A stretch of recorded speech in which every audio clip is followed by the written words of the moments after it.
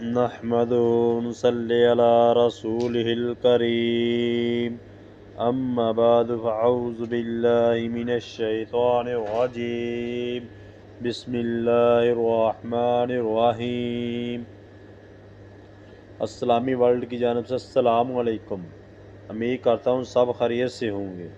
آج ہے ہمارا موضوع رمضان المبارک میں استغفار کی اکثریت کیجیے۔ اپنے گناہوں پر ندامت کا اظہار کرتے ہوئے دل میں اللہ کا خوف اور امید دونوں کو اکٹھا کر کے اللہ سے بخشش اور معافی کی درخواست کرنا استغفار کہلاتا ہے۔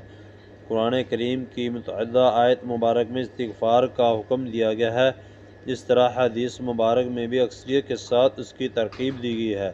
جب تک قوم استغفار کرتی رہے گی اللہ تعالیٰ ان پر عذاب نازل نہیں فرمائے گا۔